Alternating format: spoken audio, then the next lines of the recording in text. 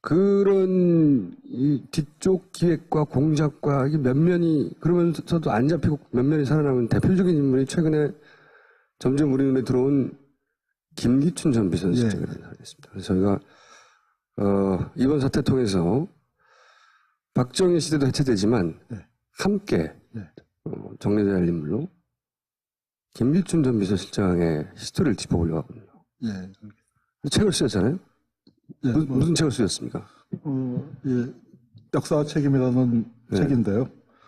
이 책을 써서 이 책이 이제 최근에 일어난 그 어떤 이제 공안 조작 사건, 조작 사건. 그다음에 그 세월호와 깊은 관련이 있습니다. 세월호 사건을 보면서 왜 가만히 있어라 하고 거기서 이제 선장이 도망가지 않았습니까? 그래서.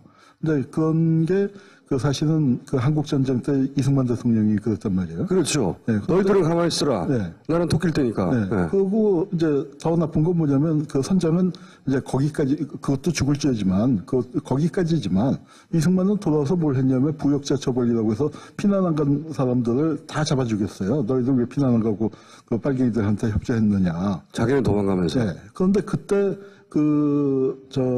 부역자로 처벌받은 사람들 중에 상당수가 독립운동 했던 분들입니다. 아, 그래요? 그러니까 그건 좀 진보적인 성향을 갖고 있었던 분들, 이런 분들이 그때 완전히 박살이 나다시피 했거든요. 그러니까 도망치면서 보도연맹 학살, 그리고 돌아와서 이 부역자 처벌이라는 과정을 통해서 한국 사회의 이 민주 세력이라고 할까?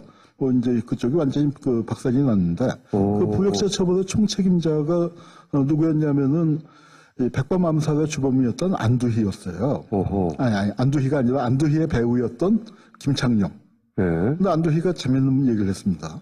나중에 김창룡을 만났더니, 백범 암살하고 난 다음에, 뭐라고 얘기했냐? 김창룡이가 칭찬을 했는데 뭐라고 얘기했냐? 안의사 수고했어라고 했다는 거예요. 안의사 수고했어. 그래서 제가 요새 이제 강연 다니면서 그렇습니다. 안중근 의사하고 안두희 사진을 보여주면서 누가 안의사냐? 정말 대한민국에서 누가 안의사냐 하는 거고, 왜 의사의 가족들은 잘 보살펴야 하지 않겠습니까? 나라에서 잘 도와줘야죠. 안의사의 친동생이 뭘 했냐? 80년대에 8년 동안 연세대학교 총장을 지냈어요. 안두희의? 친동생이요. 안의사의 동생이라고만 제가 얘기해 둘게요. 안두희의 친동생이요? 예, 그렇습니다. 안중근 의사 동생이 연대 총장 지냈던 얘기 못 들어보셨죠? 못 들어봤죠. 그러면은 두 안의사 중에 한 분 아닐 건 아닙니까? 시절이네요, 이거. 그리고 김창룡의 묘소는 지금 대전 국립현충원에 있는데, 거기서 얼마 떨어지지 않은 곳에 광락원 여사의 묘가 있습니다. 광락원 여사 누구냐면은 백범 선생의 어머니예요. 그러니까 우리 국립현충원이라는 데가 백범을 죽인 놈하고 놔주고 길러주신 분을 같이 모시고 있으니까 여기 애들 데리고 와서 뭐라고 설명을 해야 합니까? 선생님 지각했는데 오늘 입 터지셨네. 그래요? 예, 그렇습니다. 그러니까 이게 이제 우리가 지금, 그러니까 우리가 이 역사를 바로잡아야 하는 참 중차대한 시기에 섰는데, 이 모든 것을 바로잡으려면 과거로만 가면 안 된다고 생각해요. 저는 이렇게 흘러왔다는 걸 얘기하는 거지, 그거부터 바로잡자는 거 아닙니까? 현실을 바로잡으면 과거의 역사적 의미가 바로잡히게 돼 있어요. 그렇죠. 그 중에서 저희가 오늘 첫 번째로 선택한 인물이 김기춘 전 비서실장. 그렇습니다. 이제는 공인이 아니기 때문에 김춘 씨. 이분을 저희가 선택한 이유가 최순실 사건 관련해서 이름이 끊임없이 등장합니다. 끊임없이 등장하는데 본인은 단 한 번도 인정을 안 해요. 근데 이렇게 단 한 번도 인정하지 않은 역사가 굉장히 깁니다. 그분이 굉장히 명석한 분인데 요즘 들어서 기억력에 좀 장애가 많이 오신 것 같아요. 유머인데 이게 터지지가 않네. 자, 그러면 왜 저희가 김기춘 씨 전 비서실장을 오늘의 주제로 선택했는지 그 히스토리를 짚어보도록 하겠습니다. 김기춘 책을 쓰셨는데 아예 챕터를 하나 뽑아서 따로 쓰셨어요. 이 인물은 별도의 챕터를 할애할 만하다. 그렇게 좀 마음을 돌리신 다른 사람 얘기는 안 들었다 그러는데 글쎄요. 김 의원님 말을 이렇게 들었어요. 아니에요. 권력이라는 것이 주어지면요, 70 내지 80%만 행사하면 그거는 성공적이고 비판받지 않습니다. 자기에게 주어진 권력을 120% 쓰는 사람이 있다고 자제할 줄 알아야 되지 않느냐. 막 그런 것이 이렇게 쌓여서 별로 부르지도 않아요. 그렇게 무슨 측근이 아닙니다. 이 인터뷰가 무슨 인터뷰냐면, 네. 국회의원에 나서죠. 네. 네. 그때 이제 대중 정치인이 되려고 했던 생각을 가졌나 봐요, 그때 당시에. 그래서 국회의원 시절에 오마이뉴스에 대중 정치인으로 인터뷰를 했던 내용이에요. 근데 이제 여기서 보면 권력을 120% 쓰는 사람들 때문에 문제다. 70, 80%면 쓰면 되는데. 그리고 박근혜 대통령과의 관계에 대해서 아무 그렇게 자주 보지도 않는다. 측근이 아니다. 과연 그런가. 굉장히 상징적인 사진이죠. 네. 항상 오른쪽 뒤에 있는. 우파라서 그런가 보죠. 우파? 아니, 이 썰나운 유머에 당하다니. 자, 학원 간첩단 사건, 이걸 제일 먼저 제가, 이게 보내주신 자료로 뽑았는데, 사실은 요거 이전에 문세광 사건. 또 있고, 더 거슬러 올라가면 유신. 그죠? 유신까지 거슬러 올라가서는 잘 몰라요, 사람들이. 그런데 저도 이제 자료를 찾다 보니까 지금 사실은 박근혜 대통령의 몰락은 박근혜의 몰락보다 더 큰 의미는 박정희 시대의 해체 아닙니까? 그 가짜 신화가 해체되는 과정인데, 근데 이분이 박정희 시대의 유신 체제, 말도 안 되는 대통령은 무한히 반복할 수 있고, 그렇죠? 그 중임 제한이 없어요, 유신법은. 게다가 국회도 마음대로 해산할 수 있고, 왕이죠, 왕. 그런 법을 기초했다 하는 사실 제가 알게 됐는데, 이게 어느 정도로 관여한 겁니다, 그러니까 이제 그 당시에는 나이가 아주 젊었죠. 그 32살인가 그랬으니까. 32살. 예, 그런데 그 유신이라는 작업에 전부 관여한 사람이 뭐 몇 명 안 되는 극비 작업입니다. 극비 작업이었다. 극비 작업인데 그 안에 포함이 됐다는 게 중요한 거죠. 그러니까 유신의 기획자는 분명히 이제 박정희나 더 위에 박정희 이후가 뭐 신직수 같은 사람이 했는데 신직수의 그 아주 그 총회하는 부하로서 신직수의 총회는 보였다. 그 유신 헌법을 만드는 실무 작업.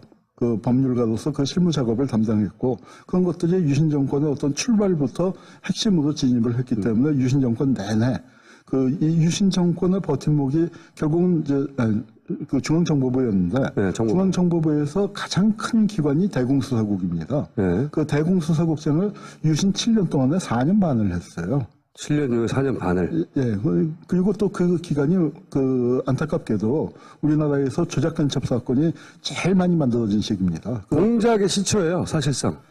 그렇죠. 이제 그 전까지는 60년대까지만 하더라도 간첩이 진짜 북에서 많이 내려왔기 때문에 별로 조작할 필요가 없었는데 70년대 들어오니까 그 한국 전쟁 때 월북한 사람들이 한 20년 지나니까 너무 어려버리해져갖고 이 남쪽 상황에 적응을 못해요. 보내는 족족 잡힙니다. 그러니까 이제 북에서 간첩을 안 내려보냈거든요. 간첩을 안 내려보내면은 한국 안보에는 굉장히 도움이 되는 건데 간첩 잡는 사람들은 잡 시큐리티에 이제 큰 빨간불이 생기니까 그때부터 김기춘이 저 대공수사국장으로 있으면서 간첩 잡는 그 기관을 다 보안사나 뭐 대공경찰이나 거기까지 다 통과하는 위치인데 거기서 이제 그 본격적으로 조작 간첩이 만들어지기 시작하는 겁니다. 붙잡을 간첩이 없으니까 간첩을 만들어내기 시작한 거죠, 이게. 네, 그러니까 그래서 이제 그 간첩의 이 원산지 표기가 달라져요. 원산지가. 그전에는 50년대, 60년대는 거의 대부분 메이드 인 노스 코리아였거든요. 북한에서 나온 간첩이었는데, 실제로. 그런데 이제 메이드 인 사우스 코리아나 메이드 인 그 재팬이 되죠. 특히 제일 동포 학생들. 제일 동포 간첩 사건들이 많이 일어났습니다. 지금 최근에 서울시 간첩 사건 지금 그거는 이제 메이드 인 차이나 그 원산지 표기가 그거의 원조죠. 이 조작 간첩 사건의 원조 공장장이라고 할 수 있습니다. 원조 공장장. 그 간첩 조작단, 간첩 조작 공작의 그 시발이 원조가 이 70년대 예, 예. 지금의 국정원이죠. 네. 네. 중정이었는데 그때 당시 그 간첩을 담당하는 책임자가 대공수사국. 네, 근데 국장. 그 안보수사조정권이라는 게 있어서 그런 그 간첩 잡는 업무를 하는 다른 기관들, 그 보안사나 대공경찰을 통제할 수가 있었습니다. 그러니까 간첩 잡는 데 총책임자였다고 할 수 있고 이 사건은 김기춘이 직접 발표했는데요. 이 발표자. 사건의 의미는 뭐냐면은 이 사람입니다. 예. 저 김기춘 뒷꼭지입니다. 그리고 그 신문 기사에도 보면 김기춘이라는 이름이 그 등장을 하는데 그 인혁당 사건이요. 인혁당 사건은 박정희가 자기의 그 정치적 고향인 대구의 반체제 세력을 싹 없애버린 거라면 이거는 김기춘이 자기가 고등학교 부산에서 나왔지 않습니까? 네네. 부산의 반체제 세력을 싹 없앤 거예요. 어허. 그래서 이게 결과가 어떻게 나타났냐면은 이 부마 항쟁 당시에 뭐 그런 네네. 얘기 들어보셨을지 모르겠습니다만 부산에 5년 동안 데모가 없었다는 거예요. 다 없애버려가지고. 네, 그래서 부산대에 뭐 그 이런 소문까지도 들었을 정도죠. 이화여대에서 소포가 하는데 그래서 풀어보니까 가위가 나왔다. 가위가. 네, 잘라라. 데모도 못하는 것들 잘라라. 그런 의미로 뭐 이게 그런 소문이 돌 정도로 그렇게 이제 씨가 말랐군요. 씨가 완전히. 부산 운동권이 씨가 말랐는데 그게 바로 이겁니다. 그런데 오히려 그러니까 부마 항쟁이 터지니까 마른 장작이 잘 탄다고 그 5년 만에 처음 데모를 하는데 그 학생들이 2,000명이 길거리로 나가는데 그게 5만 시민이 가세해서 큰 저희 부마 사태 혹은 항쟁이라고 불리는. 네, 항쟁이 됐죠. 아, 근데 그때 역시, 그때 씨를 말린, 부산 지역의 씨를 말린 네. 그때 나이가 35살밖에 안 됐어요. 35살. 네. 그러니까 유신 법안을 기초했고, 네. 신직수 아래서 네. 기초했고, 그 공으로 공안 당국의 책임자가 돼서 네, 아주 젊은 나이에 권력의 핵심에 진입을 해서 네. 유신 체제를 지탱하는 아주 중추적인 역할을 했던 사람이죠. 그때- 만들기도 했고 지탱하는데도 간접 생산 공장장을 했고, 예, 예. 완전히. 그걸 김기춘이 했다는 겁니다. 또 지금. 김기춘이가 뭐 다 전부 다 한 건 아니지만 총지휘한 그 거죠. 시절에 벌어진 모든 간첩 사건의 총지휘자라고 할 수밖에 없는 위치입니다. 아시겠죠? 저희가 김기춘을 다루는 이유를.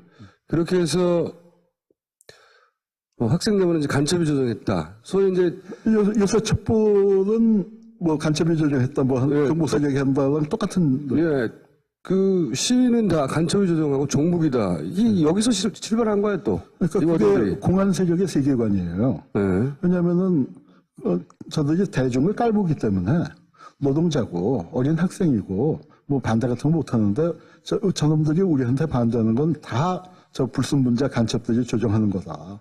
그러니까 그게 이명박도 2008년도 촛불 때 네. 그 중국에 출장 갔다 온 다음에 그 귀국하는 돌아와서 그 청와대로 가는 차 속에서 그 경찰청장한테 배우가 누구야 누가 사주했어 네. 뭐 그렇게 다그쳤다는 거 아닙니까? 저 촛불 누가 사준 거야 이런 예, 얘기라고 예. 그러죠.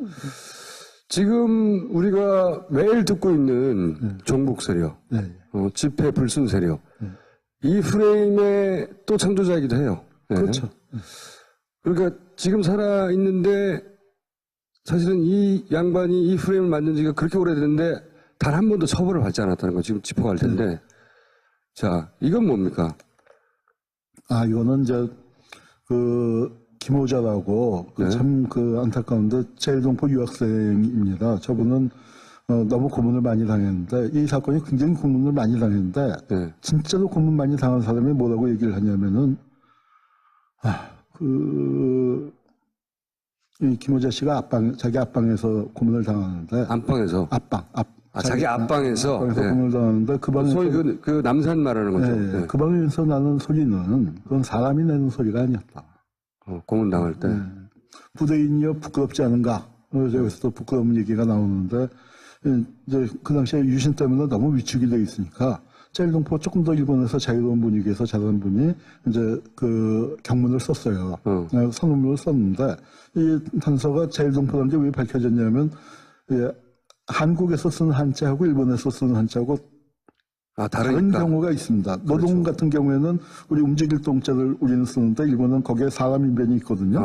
그렇게 이제 있으니까 이거는 제일동포가 썼구나 해서 발각이 돼서 제일동포들을 다 잡아서 조사를 했는데 그때 제일동포가 한 400명쯤 우리나라에 와 있는데 간첩으로 몰린 게 30여 명이 간첩이 됐고, 그죠. 조사받은 사람은 절반 이상이 잡혀가서 두들겨 맞고, 그렇습니다. 그때 당한 분들 중에 정신 이상이 돼가지고 예. 아직도 고통받는 분들. 그 자백에 등장하는 네, 김동현 씨 같은 그분도 경우도 그렇고. 참 가슴 아프죠. 아, 그때 여간첩으로 몰린 분이 썼던 벽보군요. 네. 네. 이거 때문에, 이 벽보 한 장 때문에 간첩이 돼가지고 고문을 당했고, 그 앞방에 있던 사람이. 그리고 그러니까 유신체제에 반대하는 유인물 하나 썼다가 본인뿐만 아니라 그 수십 명이 그 간첩으로 이제 몰리게 된 그런 사건을 만들어낸 거예요. 이런 사람들에 대해서 김기춘 비서실장한테 아냐고 했더니 기억나지 않는다고, 자기가. 그 전에 다른 인터뷰에서는요, 아마 그 인터뷰인가? 거기서는 이제 봤더니 뭐라고 했냐면은 자기가 조사한 사건 중에 단 한 건도, 조작 사건이 문제가 된 게 없고, 무죄 받은 것도 없다 했는데, 그 인터뷰 할 시점에는 그랬을지 모르지만 수두룩 빽빽하게 지금 무죄가 나왔습니다. 진짜 악마적이에요. 듣다 보면. 자, 이건 또 무슨 사건입니까?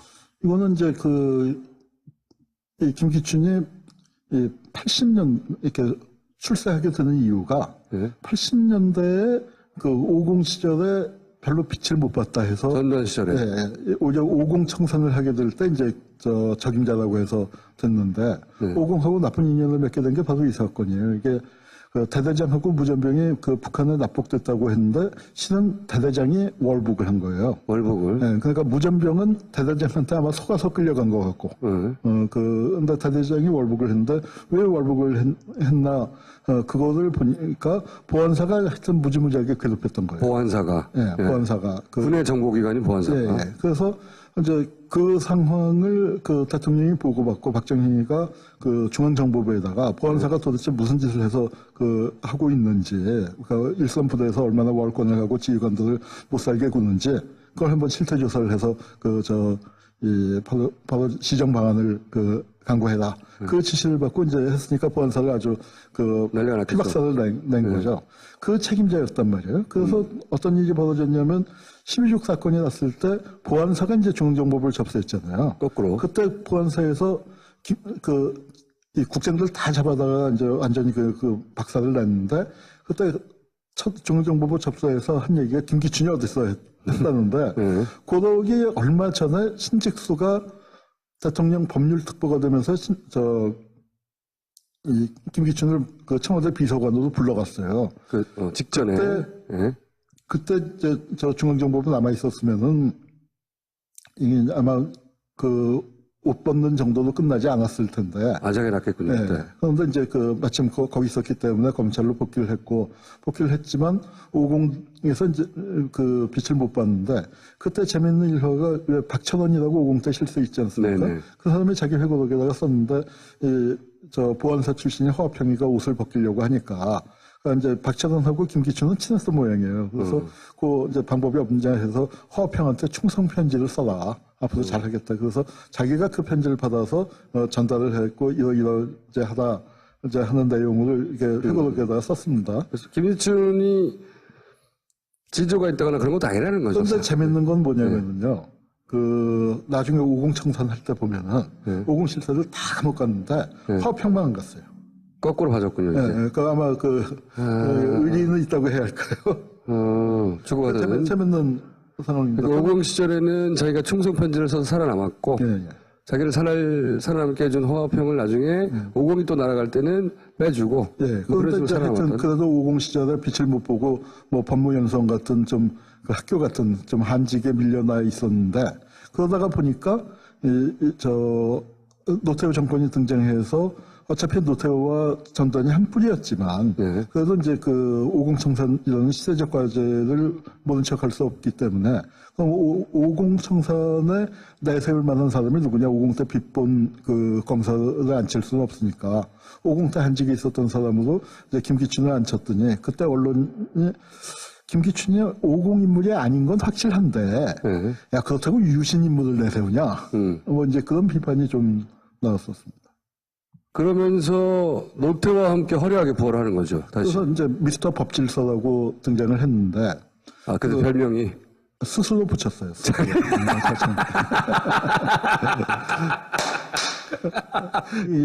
그러면서 법치를 강조하죠. 네. 근데 법치라는 게 그렇습니다.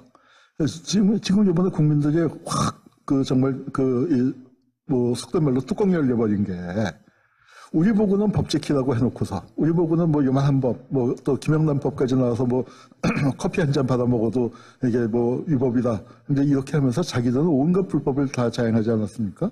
법치란 건 실제 그래요. 그러니까 국민이 법을 지키는 게 아니라 국민의 위임을 받은, 물론 국민들도 법을 지켜야죠. 그런데 훨씬 더 중요한 것은 국민들로부터 위임을 받은 그 권력자들이 법대로 하는가, 법을 지키는가입니다. 그래서 권력을 가진 자가 손가락질하면서 법을 지켜라, 이게 독재예요. 실은 국민이 권력을 가진 사람들에게 당신들 법 지키시오, 이게 민주주의입니다. 그래서 이게 법치의 질서를 완전히 거꾸로 한 거예요. 그거 쌈박하면 했던데요. 예. 여기서만 하시고 딴 데 가서는 써먹지 마세요. 네, 알겠습니다. 법치가 그렇다? 네. 그리고 나서 또 법무부 장관도 하지 않았나요? 이제 그건 좀 다음인데요. 네. 이제 검찰총장 할 때 얘기를 또 조금 더 네. 하는데, 뭐냐면 그때 바로 공안 통치가 시작이 됩니다. 또다시 이제. 네, 그러니까 88 올림픽이 끝나고, 네. 88 올림픽 때까지는 참 좋았죠. 자기가 전공이 그거니까요, 공안. 네, 예. 그러다가 이제 올림픽 딱 끝나고 난 다음에 좌익 세력이 그러니까 나라를 어지럽히고 있다 해서 그걸 바로잡는다 해서 한편으로는 범죄와의 전쟁, 또 한편으로는 공안 탄압, 이제 그렇게 해서 쫙 몰고 나갔습니다. 그러고 이제 검찰총장 2년 임기제도에서 임기를 마쳤어요. 우리나라에서 최초로 임기제가 처음 시행이 됐고 이제 임기를 마쳤습니다. 2년 임기를 마치고 물러났는데, 물러난 지 몇 달 안 돼서 뭐가 터졌냐면 그 유명한 분신정국이 터졌습니다. 네네. 맨날 정말 강경대라는 명지 대학생이 경찰의 진압봉에 맞아서 숨을 거뒀고, 거기에 대해서 분노한 학생들이 항의하면서 아주 절박한 마음에 참 그러면 안 되는데 연이어 분신을 했어요. 한걸로 이제 저도 기억납니다. 네, 사태가 이제 벌어져서. 하도 답답하니까. 네. 그때는 SNS도 없고요. 그러니까요. 네, 그래서 그렇게 됐는데, 그러니까 정권에 흔들흔들하는 위기였어요. 그 분신정국이 사람들한테 굉장히 큰 자극이 되고, 광주 같은 데서 20만 명 모이고. 20만 명 모이고. 네. 그때 당시에는 어마어마한 규모의 인원이거든요. 그러니까 그 20만 명 모였다는 그 신문기사 밑에 이제 법무장관으로 김기춘이가 물망에 오른다 하는 기사가 나옵니다. 그리고 이제 그 시점에 투입이 됐는데, 그때가 뭐냐면은 이제 검찰에서 어떤 걸 만들었냐면은 유서 대필 사건이라는 걸 만들었습니다. 강용대. 네, 강기훈. 강기훈 참. 네, 김기설이라는 전민영 활동가가 분신을 했는데, 그거를 동료인 강기훈이가 유서를 대신 써줬다는 말도 안 되는 스토리를 만들어냈는데, 이거는 검찰의 작품이 안기부 작품이 아니고, 안기부는 그때 민주화라고 해서 뒤도 좀 물러나 있었고, 검찰 출신들이 대통령 빼놓고는 좋은 자리 다 있었다고 보면 됩니다. 그때는 안기부장, 비서실장, 민정수석, 사정수석, 법무장관 해서 힘쓰는 자리에 죄다 검찰 출신들이 있었는데, 이걸로 밀고 나가자 해놓고 그거에 실무 야전사령관 격인 법무장관으로 김기춘을 앉힌 거예요. 그래서 김기춘이 그 유서 대필 사건의 이제 책임자가 돼서 그걸 이제 지휘해서 강기훈한테 덮어 씌웠죠. 그러니까 문세광한테 옛날에 유경수 여사를 저격한 걸 덮어 씌웠듯이, 저격 간첩을 덮어 씌웠듯이 강기훈한테 이제 덮어 씌웠는데, 참 기가 막힌 거는 뭐냐면 그때 강기훈한테 덮어 씌웠던 유서 대필 팀이 그대로 뭐가 되냐면은 2012년도 선거 때 박근혜 후보의 법률지원단 member가 딱 그 멤버예요. 그래요? 네, 딱 그 멤버예요. 그래서 거기 보면은 그 중에 이제 서울지검 강력부장 하던 사람은 대법관으로 출세했고, 그 다음에 그 중에 이제 검사 중에 한 명이 박근혜 정권의 첫 번째 민정수석인 곽상도입니다. 그러니까 그 팀이 그대로 그렇게 갔어요. 그래서 김기춘이 보면은 자기 밑에서 신직수가 김기춘이를 그렇게 계속 키워줬듯이 자기가 수정 노릇을 했던 사람들을 또 그렇게 뒤를 봐주면서 그렇게 세력을 형성을 해온 게 오늘날 지금 이제 이 검찰 내에 김기춘 사단이라는 게 형성된 계기가 아닌가 생각됩니다. 지금 쭉 얘기하는 이 사실 검은 역사들, 공작들, 기획들 이 뒤에 김기춘 전 비서실장이 계속 있었던 거예요. 계속 있었죠. 네, 계속 있었고 그 사람들한테 찾아가 사과한 적 한 번도 없고 사과는 자기가 만들어낸 이 공작의 피해자들에 대해서 미안한 마음도 전혀 없는 것 같고 무죄인 줄 자기가 만들어냈으니까 무죄인 줄 알죠. 예. 네. 그리고 지금은 대통령 비서실장을 좀 전까지 했던 것이고 근데 이 양반이 또 큰 사건 하나 터뜨립니다. 이게 뭐냐면 초원복집 사건. 초원복집 사건인데 이 초원복집 사건부터는 저희가 다음 주에 다루기로 하고 여기가 진짜 재밌거든요. 여기서부터. 예, 초원복집 사건. 예, 이때까지는 가물가물한 얘기라면 이 초원복집 사건은 지금도 연결되는 사건이 완전히. 예. 요 이야기는 다음 주에 다루겠는데 박근혜 대통령과 김기춘 비서실장을 그렇게 탄탄하게 이어준 사건이 사실은 유경수 여사 저격, 문세광 요 사건이지 않습니까? 요거만 짚어주세요 다시. 유경수 여사가 결단코 문세광의 총에 돌아가신 건 아닙니다. 그래요? 네, 그거는 이제 뭐 그 당시에 뭐 세세하게 다 밝혀져 있는데. 지금까지도 근데 왜 그런 걸로 남겨두고 있죠 역사를? 그건 보수의 프레임이죠. 보수의 프레임이다. 네, 보수의 프레임인데 시간이 없어서 간단히 얘기하면은 그 뭐 음모설도 있지만 저는 음모설이라고는 생각 안 하고 그 경호원이 문세광이 타다다던 이제 저 중앙통로를 향해서 뛰어나가니까 이 극장 뒤쪽에도 배치돼 있었을 거 아닙니까? 네네. 그 뒤쪽에 배치돼 있던 경호원이 이쪽에서 중앙통로를 향해서 달려가는 문세광을 향해서 쐈는데 그게 빗나가서 하필 유경수 여사를 맞춘. 그렇게 추정하는 게 합리적이다. 네, 그렇게밖에는 설명할 수가 없는데. 왜냐면 어쨌든 문세광에서 나온 총알은 어디에 꽂혔는지 다 세워졌고. 네, 그리고 무대 위에 있었던 경호원들은 문세광 쪽을 향해서 쐈기 때문에. 그렇죠. 유경수를 맞출 수가 없고. 그리고 맞출 이유도 없고. 맞출 수도 없고. 그러니까 그 합창단으로 왔던 여고생 한 명이 불행히 희생이 됐죠. 네, 이제 그렇게 됐기 때문에 이거는 그러니까 그 경호원 중에 이제 한 명이 실수를 했거나. 네, 그러니까 뭐 정말 운이 없는 거죠. 정말 그 유교사로서도 그렇고 그 경호원으로서도 그렇고. 그런데 이거는 엄청난 경호 실패에다가 유경수 여사까지 경호원청에 돌아가셨다. 이렇게 얘기할 수 없으니까 그냥 문세광한테 덮어씌운 겁니다. 그런데 그 문세광을 범위로 만든 게 또 김기춘입니다. 그러니까 이 박근혜 입장에서는 네, 그리고 나서 그 박근혜는 김기춘이 우리 엄마의 원수를 잡아냈구나 이렇게 된 거고요. 네, 그러니까 뭐 친회 원로 그룹이 있었다고 하지만 다른 원로들하고는 격이 다른 거예요. 그렇죠. 그리고 또 그러니까 그 비교적 일찍 청와대에 또 근무하고 그러면서 박근혜하고 접촉할 기회도 뭐 얼마나 많은지 모르지만 생각해보면 상징적이네요. 왜냐하면 박근혜 대통령과의 첫 인연 자체가 사기 아닙니까? 공작이고. 문세광이 아닌데 문세광이 만든 공작으로 사실은 박근혜 당시 영예가 우리 엄마를 저격한 범인을 잡아내준 고마운 은인으로 인식했고, 근데 그 인식은 철저히 공작에 기반한 가짜였고, 이 인연으로 지금까지 오는 건데, 첫 출발부터 가짜였던 거예요. 그리고 가짜를 대통령 보좌하고 있었고. 자, 그러면 초원복집 사건부터 본격적으로 또 아주 드라마가 벌어지는데 이 사건은 저희가 다음 시간에 직접 팟캐스트 진행할 때 하기로 하고 오늘 여기까지 하겠습니다. 이렇게 들고 계신 건 뭡니까? 네, 제가 그 광고 말씀을 좀 드리겠습니다. 늦게 온 주제. 근데 뭐냐면은 김기춘 전을 쓰고 난 다음에 생각했어요. 김기춘이 대표인물이지만 저런 사람들이 많은데 우리가 잘 몰라요.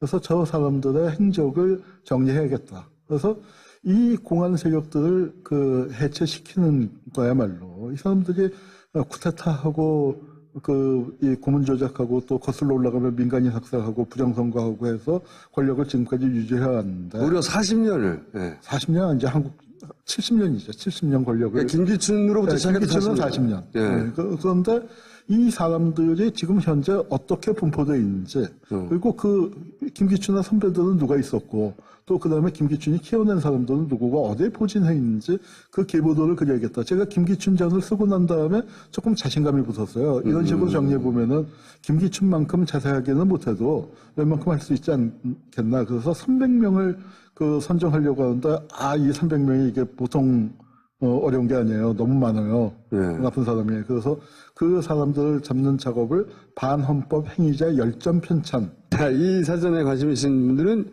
후원을 하시면 되고, 박정희 시대 이후 살아남았던, 그리고 지금도 권력 핵심에 가 있는 박정희 시대를 해체하는 데 꼭 동시에 책임을 물어야 할 인물들인 거죠. 인물들. 예. 그 인물 중 첫 번째 인물로 저희가 김유철을 다뤘습니다.